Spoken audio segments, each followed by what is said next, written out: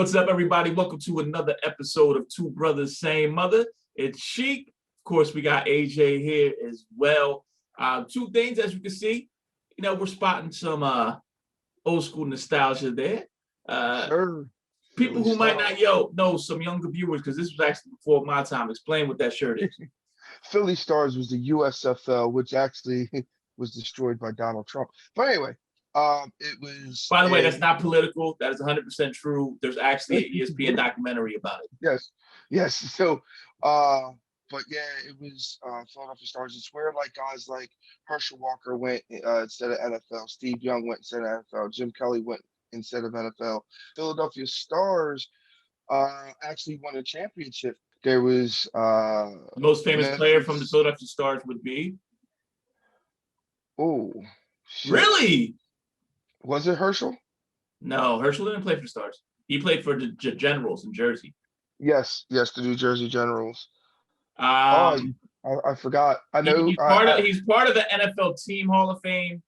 He's also part of what's considered the greatest linebacker core of all time.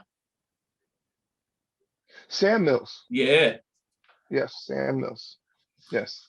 And I forgot until you just said something, and I was like, "Oh shit!" Until you started naming. And if you don't know, for the 5 people in the world who don't or never watched The Fresh Prince of Bel-Air, this is actually the Will Smith Bel-Air Academy jersey. Yes. That he wore. Go ahead. Go ahead. I'm gonna say he wore the black one in one episode, and he also wore the yellow one. The yellow one is the one. The yellow one's the more famous one than the black. Yes. Real quick, 2 things. Have you seen the it's the 30th anniversary, but it was when they all came together. The reunion, that's the word. Did you see that? I didn't. Okay. I'm probably gonna watch it at some point. I'm a little leery of reunion shows just because everybody's doing a reunion show. Right. This is a little different. They just talk, but it's really nice. But anyway, I had no idea that there was a Fresh Prince of Bel-Air resurgence, and it's not amongst us like being nostalgia. Actually, AJ and Anissa, especially Anissa, found herself watching it. It's like one of her favorite shows on Nick at Night. That's how I found a lot of shows when I was younger too, was Nick at Night, but it was more of like the Leave It to Beaver. Yeah, Mr. Ed was on at that time. Mr. Ed. Yeah, I compare it to Where Are You? That shit. I compare it to my age. A lot of people got into late 80s Cosby and A Different World. Yes. And Fresh Prince is a little more widespread than that. But right. But I just didn't know there was a resurgence of it, so that was actually pretty cool. There seems to be some controversy about I think there is a wrong way of looking at one Howard Roseman, Mr. Chocolate or Vanilla himself, because 2 interesting things came out this past weekend. One was an article by Jeff McClain, which is a very long but good article. If you actually listen to Philly Sports Radio, I suggest you read the article because they're cherry picking things out of the article to make it sound a little different than what it was. It was actually a very well done piece. But basically went over kind of Howie in general and his 20-year term here with the Eagles and all the stuff that's going on with Jeffrey Lurie and how Lurie has all this say and all this other stuff. And of course, there's been signs up, in Philly, fire Howie and all this other stuff. However, The Athletic, a very respected website, has Howie listed as the 2nd best GM in the NFL. It's very, very confusing how polarizing and how different both views are. But one thing that's interesting is that it seems like this story that shows that, hey, Howie might have been directly responsible for Justin Jefferson not getting drafted, for Jalen Hurts as opposed to Jeremy Chin. I do believe that our scouts correctly said, we should go after Jefferson and Chin as opposed to the other 2 picks. We should go after DK Metcalf over JJ Arcega-Whiteside. But I wanted to know your thoughts on Howie Roseman in general, and if it's fair, because I think this is the narrative that's coming out, that even though he's been with the Eagles for 20 years, you have trouble judging the guy because you don't know what he had a hand in and what he didn't. How it's not like Howie came in like he's been with 20 years, like he's been in a position of power. Right, I absolutely. John Ritchie actually said somebody had asked John Ritchie about that, like, well, Howie was there when you were there. What kind of vibe did you get on there? And his response was in 2004, in 2003 and 2004, when I was there, he was the one getting coffee and donuts. Do I feel Howie needs to go? Yes, but a lot of the Howie needs to go from my aspect isn't per se a just with draft picks and some of the bad contracts because a lot of teams do that. Mine is that since he's really been a person in power, the Eagles have always been a tight to the vest with information. Like they play their cards tight.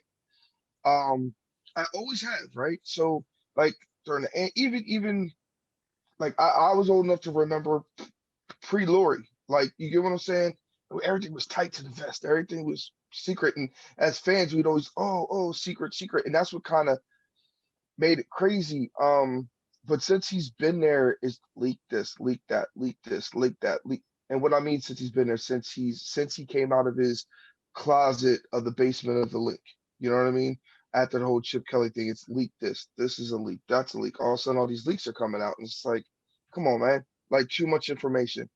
Um, so that's why one of my main reasons, that's probably 60% of the reason why I want Howie going. Because in this town, and what I mean by in the city of Philadelphia, this fan base, should I say, and with its media, they hear the littlest thing and they take and run with it. And it gets completely blown out of proportion majority of the time. So um, I don't think he's done as bad as people make it seem, but he hasn't done a great job. And now that you hear that you have a meddling owner, okay, um, who, and you hear that the coach kind of asked you to throw him a bone last year, and you ate that.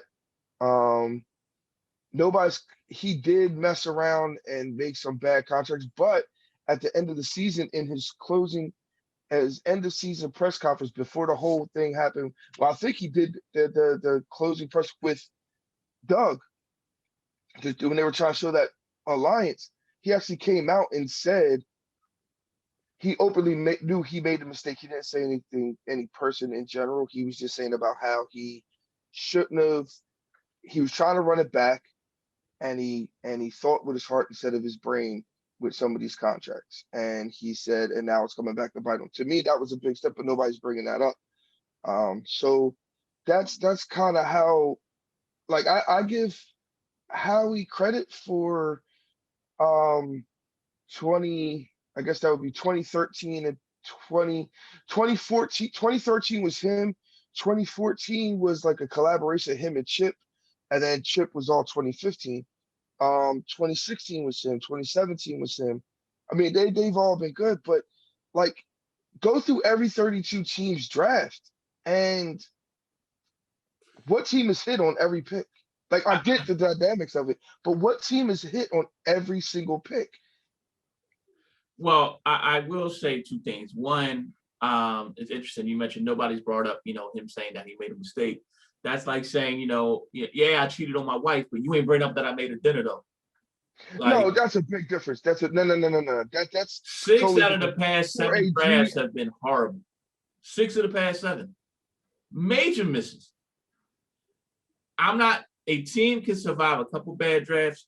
You can't survive 6 out of 7 bad drafts, which is why they are currently the worst team in the worst division, or the record suggests that they were the worst team in the worst division last year.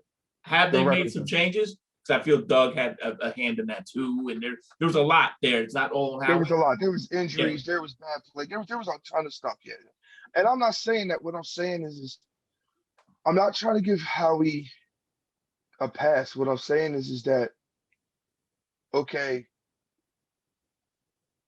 if my boss tells me I need to like you better do this, or this is what I want you to do, regardless if I like it or not. And if it's against my better judgment, guess what? My boss said to do it. I Sure. do it. But that goes Okay. back to actually my initial point, because the reason why the Athletic rated him number 2 was because, well, how the narrative that's putting out there, how he would have had his way, Carson Wentz would still be here because they would have never drafted Jalen Hurts. If Howie had his way, we would have had Justin Jefferson. Now, those things could be true. There was some other kind of ridiculous things. If Howie had his way, Metcalf would be here too. I don't agree with that. I don't know if it's JJ, but Howie didn't have Metcalf that high. Here's the thing with Metcalf. From my understanding, you're right. I misquoted. From my understanding, I don't know exactly who they wanted there. Howie did not want JJ Arcega-Whiteside, and neither did the scouting team. That was Jeffrey Lurie doing his thing. Right. The reason why I don't knock, because I hear people try to use the whole narrative, like with the Metcalf thing, like to the Randy Moss thing. It's two different things, right? Metcalf actually had issues like there was doctors sitting there saying that, yo, his neck. Oh yeah, he had major injury issues. He did. Yeah, so I get to a certain extent why it sucks, right? I get it why, but but trying to compare it to the Warren Sapp issue or the Randy Moss issue is, to me, was just dumb, because those were more of like Warren Sapp's was, oh, he smoked some weed and had some trouble, but they, you know what I'm saying, with the law or whatever. But here's the thing though, like, so, and I really brought that up. Warren Sapp to me was the worst one, because there's no reason why Warren Sapp had never got into the type of trouble that people think he got into, and not even close. I mean, even the reports that were out there, he came out, he smoked some weed. That was it. And to sit there and draft Mike Mamula over him was ridiculous. Now, we drafted and that's what I was saying. We drafted Trey Thomas over Randy Moss. I honestly, even though Randy ended up being who he was being, I still agree with that pick if you look at the squad, what we had. Right. We need an offensive line. Listen, we would have had Randy Moss, but we wouldn't have been able to get on the fucking ball because the quarterback wouldn't have time to throw it to him, right? So what I'm saying is, and what I was saying was, I wasn't saying that, hey, there's people trying to use that as a comparison. Oh, we're back to doing this. Sure, yes. No, the Metcalf thing was totally different. The Metcalf thing you can actually almost understand. I can understand not taking a first-round pick on him. To me, though, watching him play and seeing the talent he had, and not saying that it most of the time it doesn't, but who his dad was too, like, you could see that the kid was going to be a star. And what's weird is that, and this is where I look at Howard. So you weren't going to take a chance on DK Metcalf, but you took a chance on Sidney Jones. There's a difference between somebody with a fucked up neck that could be paralyzed to somebody messing up their knee in a surgery and some rehab. They could be back to where they were. That's a big difference. I'm not saying. It was false. It was false. And that's, I was getting ready to. It was a false report by and this is where I put it on Howie, by a dipshit medical staff that Howie hired. You know what I mean? So on that, if you want to look at it from that aspect, yes, you could put it on Howie. But I think the biggest thing, and it's not about DK, because honestly, I think me and you were on the same page of Howie, which is, I don't think he's nearly as bad as people think about to be. I don't think he's the second best GM in the league. No, but he's not, and he's not as like you just said, he's like, people make him be like the fucking antichrist of GMs, right? Right. So I think he might be like 10 or 11. It's funny because everybody's like, oh, he's doing such a bad job. Like, oh, he's doing it again with all these restructures. A lot of people are doing it. Yeah, so, the restructures is what he does well. I don't see, he's not really, that's fine. And we're actually going to get into that in 1 second. But I did want to bring up one other thing about Howie. And this is where this has got to change with the Eagles and Howie. One Pro Bowler drafted since 2016. No, I did not count Miles Sanders as a Pro Bowler this year as like the third alternate. He's an alternate, yeah. And that Pro Bowler is gone. That you cannot go through 5 drafts and only have one Pro Bowler. You're not going to sustain well. You said since what year? 2016. Oh. Yeah. It's bad, man. Um, here's the thing, and this is what I'll say. As much as I just came off like I'm kind of defending Howie, I think if Howie doesn't hit on this draft, um, if you don't get at least, and even that you got four picks in the top three rounds, you have four picks. If you don't come out of this with three legit starters, I'm only gonna say three legit starters that come in, and I'm not saying they gotta be look Hall of Fame, but be contributing, be good, and you know what I mean, they ain't even gotta make a Hall of Fame. I mean Hall of Fame. They ain't gotta make a Pro Bowl or All Pro the first year. I'm just saying, just legit. You can be like, okay, yo, once this kid gets, I can see him being that Pro Bowl guy in year two or year three. Like, you get what I'm saying? Like, have us excited for when he comes back. If you don't get at least three, he should be fired, man. Like at the end of the season. I'm actually going to go into. I know I mentioned today about the contracts. We're going to do that after this because I want to talk about Eagles free agents. Howie's going to maneuver some stuff with the cap. You know, Howie's going to find a way to get us 10 to 15 mil to work with. I mean, that's what it is something that he does really, really well. So I'm going to name 5 people that I've seen connected with the Eagles that I think are legit possibilities. Not all 5, obviously, but I just want your opinions on them, okay? Corey Davis, wide receiver for Tennessee. He reminds me of a young Alshon. If people remember Alshon, and you know who else he reminds me of too, without the head issues, because Alshon and this player was the same player. They just the other player had slightly little bit more, which is Brandon Marshall. He reminds me of that, like just big physical. A couple of guys joining the Jets day one, big contracts. Receiver Corey Davis from the Titans, a top 5 pick 4 years ago. No option picked up in Tennessee for Davis. He becomes a member of the Jets. A guy that we've talked about, so we don't spend too much time on it, but just because he was linked, Tyrod Taylor. Yeah, I mean, just so God forbid if gets hurt for a game or two or something like that, Tyrod could come in and fill the shoes. And he's a veteran. How about this one? Hot off the presses, another Shefty bomb. The Houston Texans have a new quarterback, and his name is Tyrod Taylor. 1 year, up to $12.5 million. Another name I saw for the secondary, Jason Verrett. A lot of talent, but just always has injury issues. He seems like he's been injured forever. Nah. You don't think they would do like on the cheap, like a 1 year deal? He's a lot older, so it's a little different. Nah. And the one guy, if they made this happen, I think he's going to be out of the Eagles price range, but we never know. Might possibly be the best safety on the market. Is John Johnson, the safety for the Rams?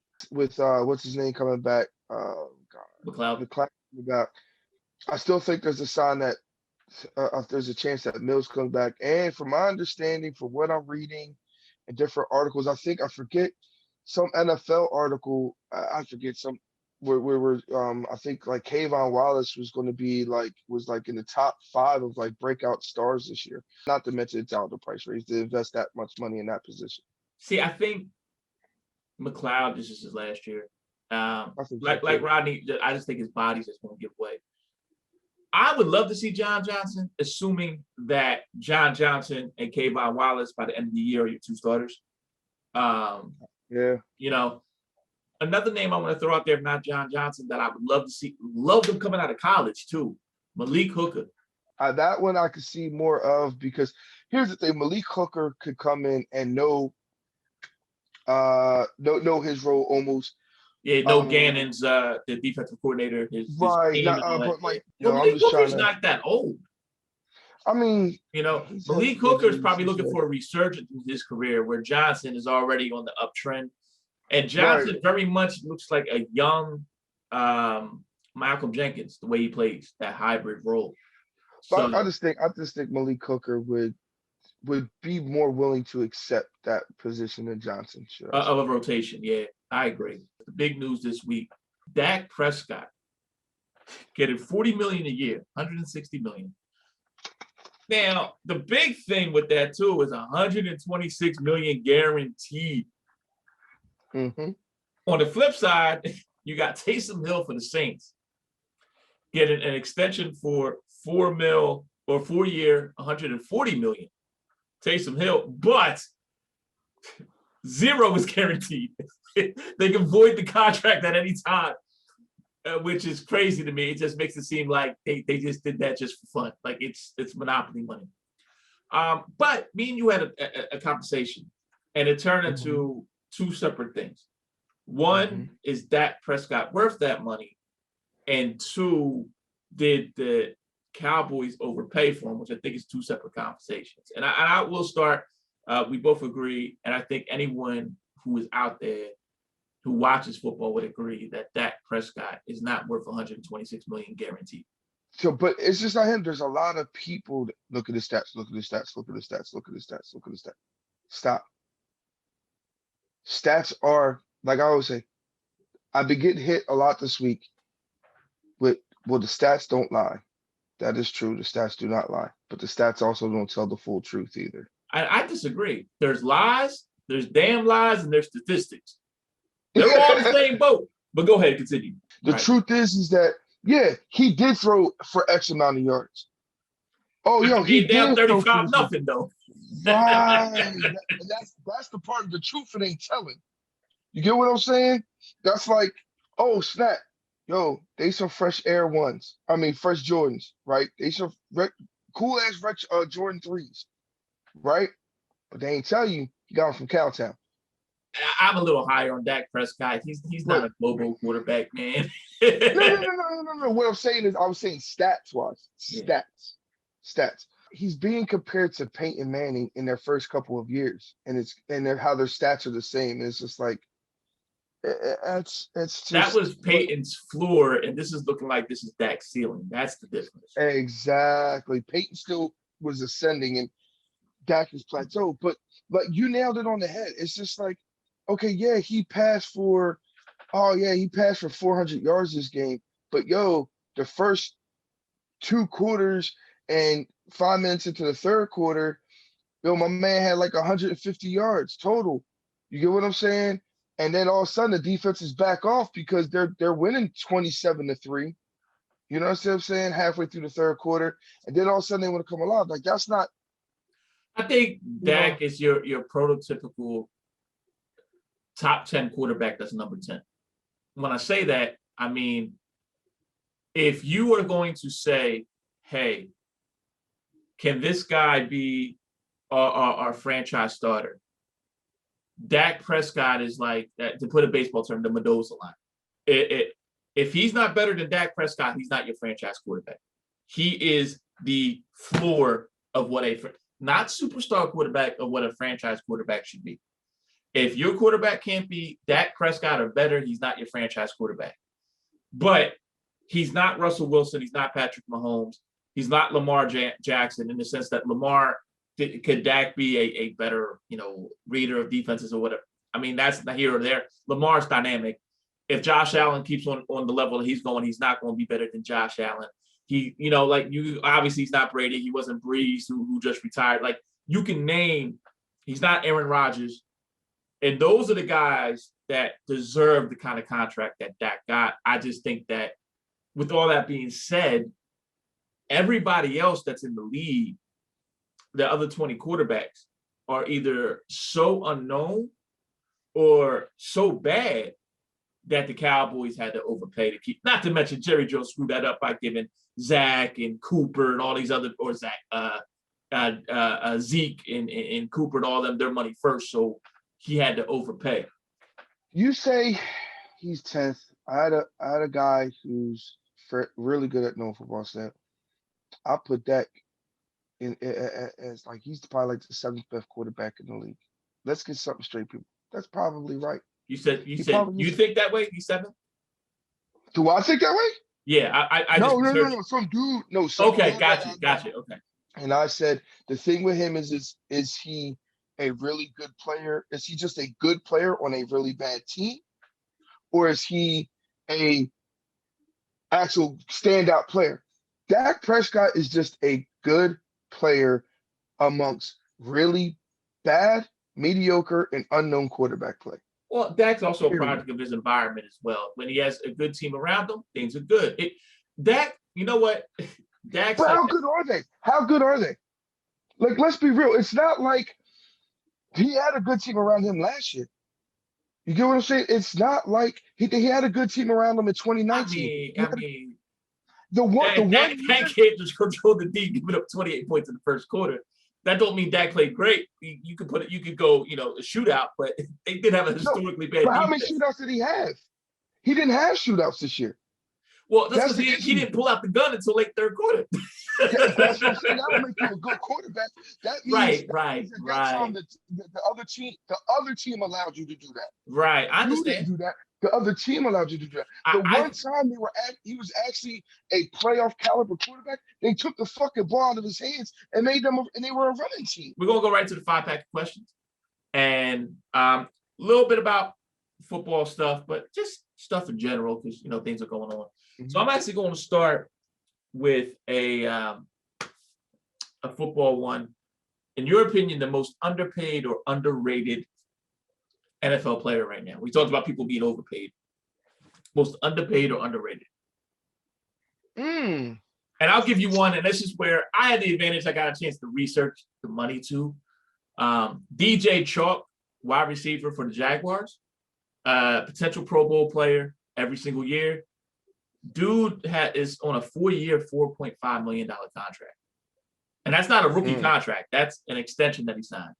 So a guy who could possibly be a fringe top 10 wide receiver in the league every year, the Jaguars are getting for 1.2, I think this year he's $2 million against the cap. So I don't think about so much money, but think about like underrated.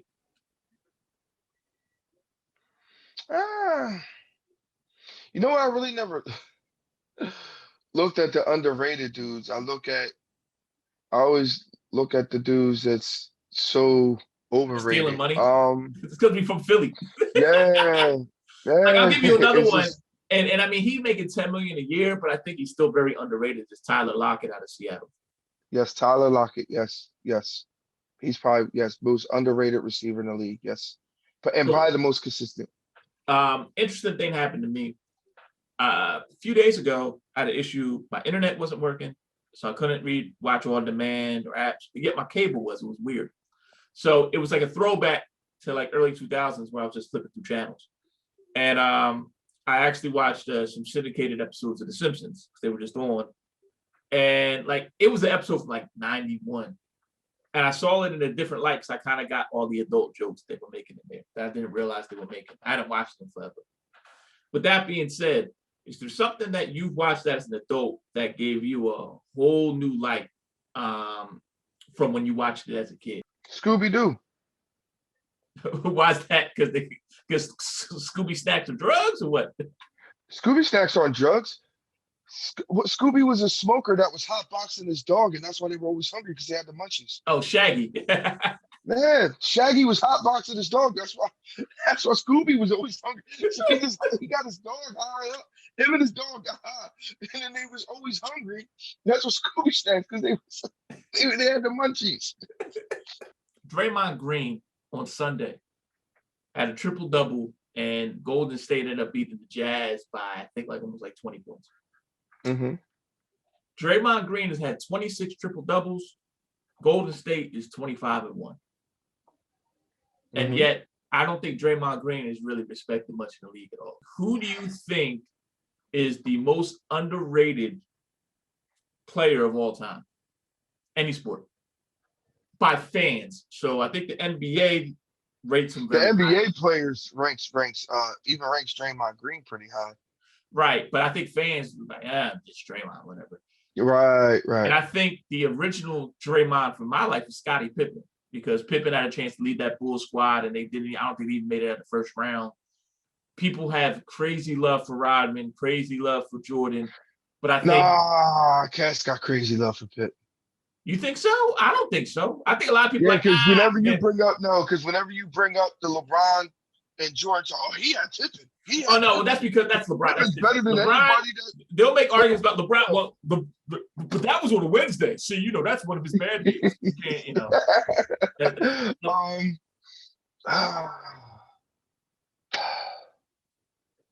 Man, I was just talking to somebody the other day we were talking about players that didn't get the respect.